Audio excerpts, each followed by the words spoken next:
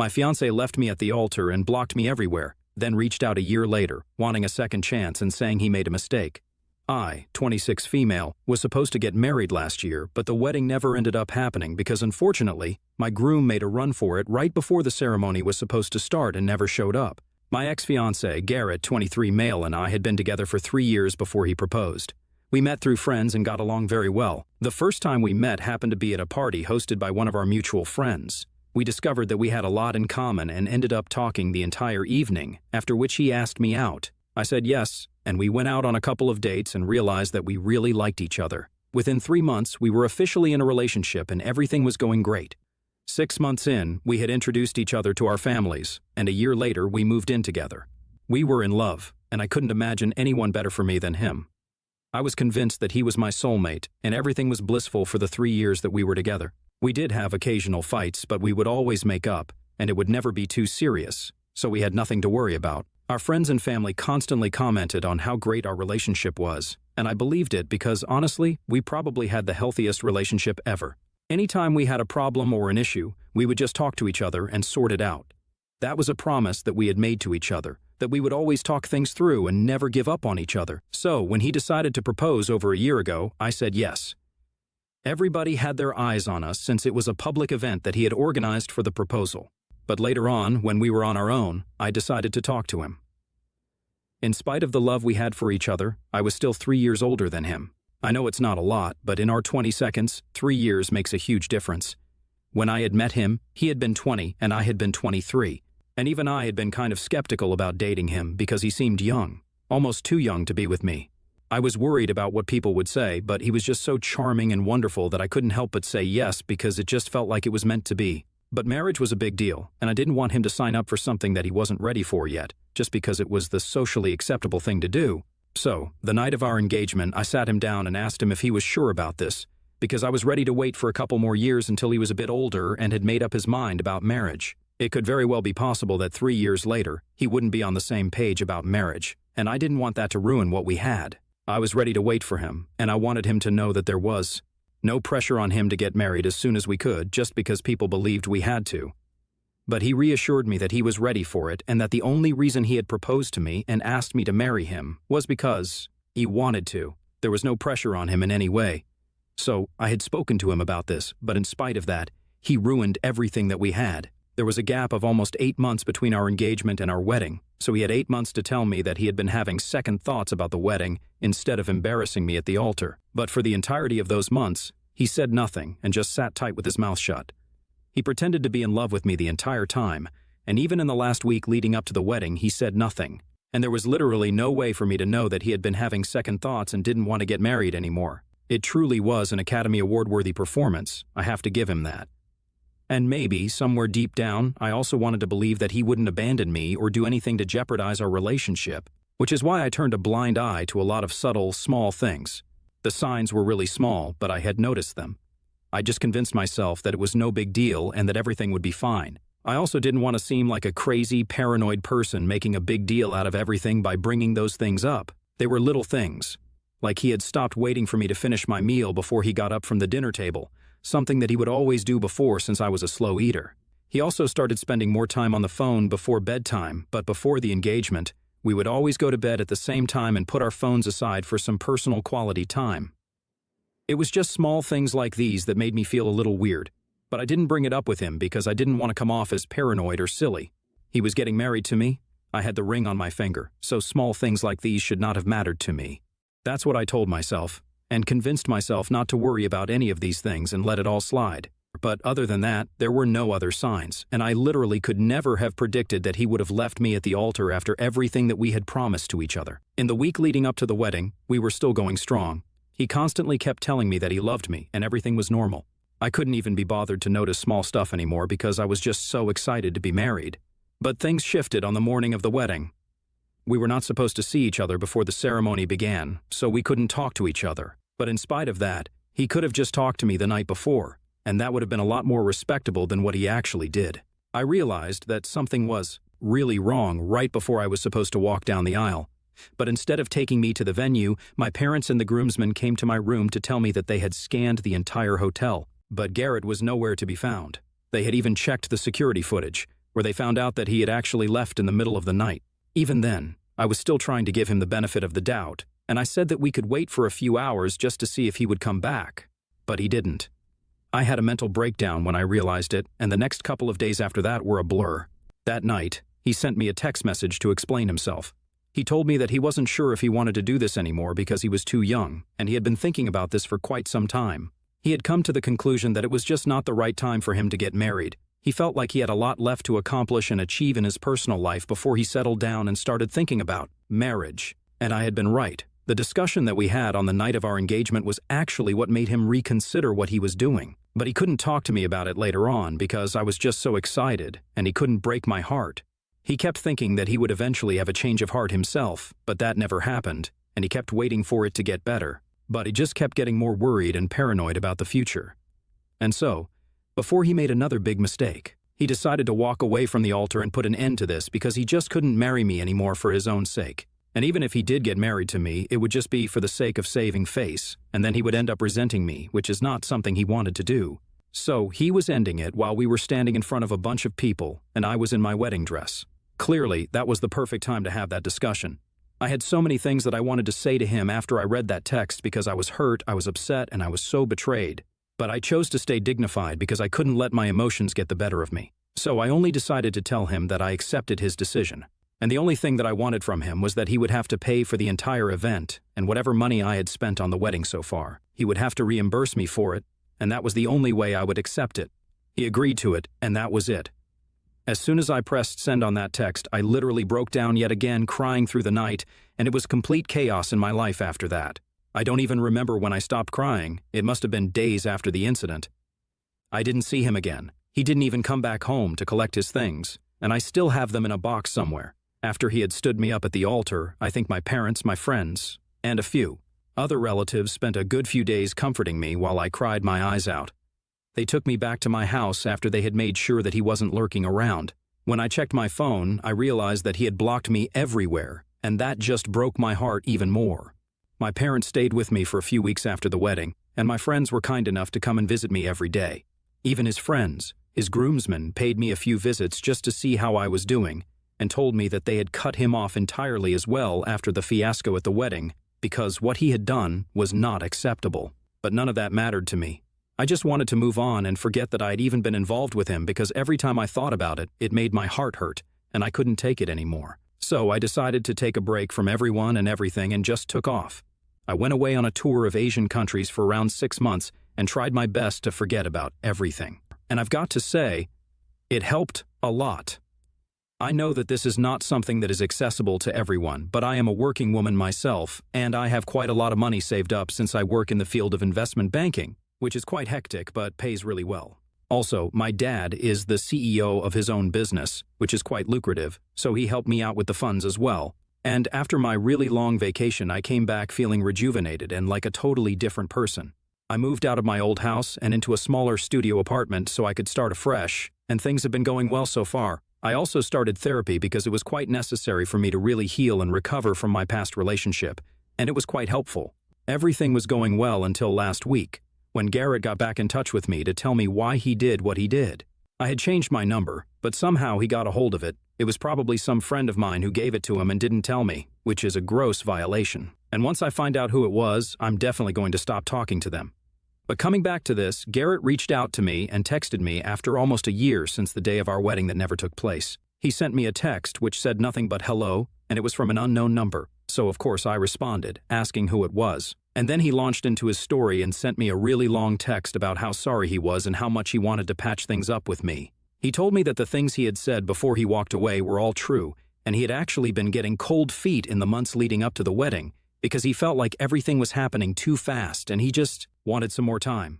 But now, almost a year had passed, and he was doing much better career-wise since he had received a promotion and was in a much better position now. So now he felt he had accomplished something, and being married was not the only thing that was going to define him. He told me that he had thought about it for a long time and he had come to the conclusion that he had seriously screwed our relationship up and I didn't deserve it. He told me that he would like to give us a second chance and was ready to get married to me now if I was still willing to accept it and take him back the way he is. It was just a bunch of baloney about how he was sorry and hadn't stopped thinking about me ever since he left. If that was really true, he would have at least tried to contact me once, but he didn't. He kept talking about how he was a different man now, but if that was the case, then he still wouldn't be yapping on about himself and completely ignoring what he had put me through a year ago. After receiving the text, I realized how much progress I had made, because that message made me feel nothing but annoyance towards him. It was such a pompous and disturbingly insensitive and tone-deaf thing to have said to me. To think that he was even in a position to suggest that he was ready to give us a second chance was so delusional and lacked awareness on so many levels that I realized what an idiot I had been with. I could have left it at that and just ignored the message that he sent. But I did something which might have made me the a-hole. So, last week, I decided to go out on a date with a coworker of mine.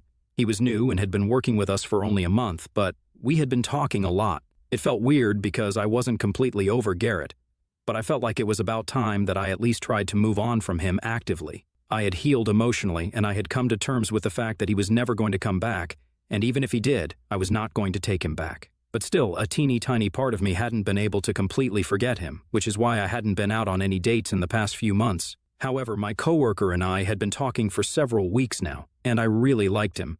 I wouldn't say that I have feelings for him or anything of the sort, but I definitely could see something happening between us, and I wanted to give myself a real chance at a relationship again. Garrett might have broken my heart, but I wasn't going to let that dictate every other relationship of my life. So, after a lot of deliberation, I said yes when he asked me out, and I had taken a bunch of photos with him when we went out on our date. It was a really classy and fun date because first we went out to a restaurant, and then we went to a bar, got totally drunk, and sang karaoke with strangers. I had a picture with him where I was kissing him on the cheek, and both of us were pretty drunk in it. It was a cute picture, and I knew that if Garrett saw it, he would lose his mind. So I decided to send it to him and then block him just for the sake of it. I wanted him to feel bad, which is why I did it, and in hindsight, I probably shouldn't have done that because it just escalated the drama. After that text, I received a call from my parents, and they were really concerned because, apparently, Garrett had shown up at their house and was begging them to let him speak to me because I had blocked him and he didn't know how else to talk to me. He was pretty desperate, and I could hear it in my mother's voice that she was very concerned because of the way that he was behaving. I could hear him in the background. He was wailing and acting like a toddler, throwing a tantrum. I could hear my dad trying to calm him down with soothing words, but even that wasn't working. And he kept insisting that he wanted to talk to me and fix things with me, because he was just not going to let me give up on us so easily. I was quite alarmed by the way that he was behaving, which is why I agreed to talk to him, and also because I didn't want him to bother my parents anymore. Once my mother handed the phone to him, he started screaming at me hysterically and said that I couldn't be with someone else. He was clearly unhinged at that moment, and I was even shocked. He insisted that he would rather have me be single than with someone else because he knew that the two of us were meant to be together, and he wasn't going to let anybody else come between us. He was talking like a textbook psychopath, so I had to hurriedly explain to him that I had just sent that photo to make him feel bad for what he did, and I'm actually still single and not seeing anybody. The guy in the picture was just a friend, and we were drunk. He continued to cry for a couple more minutes, but then he said he was relieved and he knew that I would never do that to him. I didn't really know what to say because it was really awkward, so I just kept quiet. The truth is, I don't really know if I should classify myself as single or not because I am kind of seeing my coworker, but he was just acting so crazy that I couldn't bring myself to tell him that I wasn't exactly single, but I wasn't exactly taken either. I just wanted him to get out of my parents' house because I was concerned about them. On the phone call, he went on talking about how he knew that he and I were soulmates, and that I was going to forgive him for his stupid little mistake and take him back. He then told me that no matter how much time it took, he would make sure that I forgave him, and he would wait around for me to come back. Before I could say anything, he apologized for bothering my parents, and then handed the phone back to my mother. I explained everything to my parents once he was out of the house, and they thought that what I did was pretty out of order because you never know what people are going through, and clearly, there is something wrong with Garrett. So I never should have sent that photo to him, even if what he did to me was wrong. I had no reason to stoop to his level and try to hurt him back, and I should have. Just let it go because it was not worth the drama. They also believe that I need to be honest with Garrett because clearly he is unstable. And there's no telling what he might or might not do if he finds out that I'm actually seeing somebody and it happens to be the same guy that he was crying about. They think that in order to prevent another mental breakdown, I should just come clean to him because when he finds out that I'm actually seeing somebody and I had lied to him, things are going to be much worse. I don't owe it to him, but it's a decent thing to do, and it's also important for me to do right by my coworker. I want to think that my parents are right, but I also don't know if I want to talk to Garrett again because I have lost feelings for him. And I don't think that he is entitled to know anything about my life, let alone anything about my love life, He is simply not entitled to that information, and his mental health is completely his business. I'm not responsible for it, just like he was not responsible for mine when he left me at the altar. I'm just feeling very confused about what to do. AITA for sending my ex-fiancé a picture with the guy that I'm seeing to make him feel jealous when he reached out to me after standing me up at our wedding? Update 1. Hi guys, so after a lot of thinking, I have decided that I'm not going to say anything to Garrett, and my parents were wrong. I'm really not bound to tell him anything about my life. If he feels bad about it, then he can just continue to feel bad about it. It's not my problem. He had a psychotic meltdown. I feel bad for him, but that's the most I can give him, my sympathy. I'm not going to give him another chance. I think my parents were only overreacting that day because he went to their house, and they were very concerned about what they saw. It's obviously more difficult not to feel bad for somebody when you witness their mental breakdown firsthand, and that kind of explains why my parents were so kind to him, because they couldn't help it. We are good people, after all. However, let me just reiterate this once again. It is simply not my problem. It's just been one day since I put up my original post, and your response has already been so overwhelming that I have come to the conclusion already, and I know what to do. I was just questioning myself for no reason. He was the man who left me at the altar, and that should have led to a much bigger mental breakdown than it did. But he didn't look back to check on me and see if I was doing fine. Instead, he actually blocked me everywhere and pretended that I never existed. So, why should I do anything different for him? I'm glad that I did what I did. I could have been less petty, but that wouldn't have been as much fun. And anyway, Garrett has a better career by now, so I think he should just focus on that instead of trying to get back with me and doing something that is just not possible anymore. Update 2. So I told my parents about my decision to not talk to Garrett and keep him blocked. They were a bit resistant at first and said that I shouldn't do that because that would probably lead to another breakdown if he finally found out about my relationship. I told them that was his problem entirely and I was not responsible for it. I explained everything to them calmly and they seemed to understand. They told me that the only reason they were worried was because they didn't want something like that on my conscience, because it takes a lot away from a person when they realize that they're behind somebody else's depression. And they are right, but that doesn't mean I'm going to go out of my way to be nice to somebody and think about somebody who literally left me before my wedding and had no qualms about walking away from our relationship. That is not the kind of guy that I care about, and I am simply done with Garrett. I want nothing to do with him anymore. Update 3. Hey guys, so it's been 2 months since Garrett first reached out to me, and since then, he has tried several times to get back to me. He tried texting me from different numbers, emailing me, but I just ignored all of it. He even started talking to our friends again and begging them to put me in touch with him, just like he had done with my parents, but they refused. Nobody had any sympathy to spare for him after what he had done, and I, for one, am glad about it. He also tried to go back to my parents' place, but they nipped it in the bud this time and told him that if he bothered them again, then they would call the cops on him, and that scared him enough to leave.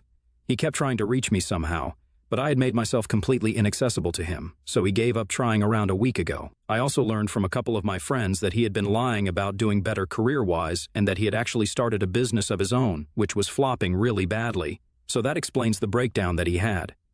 Clearly, he was finding it very difficult to deal with his own failures and confront them, so he thought that coming back to me would give him a sense of accomplishment or whatever. I don't really know how stupid people think, so I don't understand the psychology behind it. But I am guessing that his business failing is probably one of the reasons why he had that breakdown at my parents' place and was acting so psycho. Anyway, that's none of my business anymore, and that's his problem to deal with. My coworker and I are still seeing each other, and for those of you who are asking, yes, he is aware of my past, and he asked me out in spite of that. He knew that I had been dumped at my wedding just a year ago, and that I hadn't entirely moved on from it. But he still wants to be with me, so we'll just see where this goes. We are taking it slow and steady right now, but I really like him, and I think he likes me too.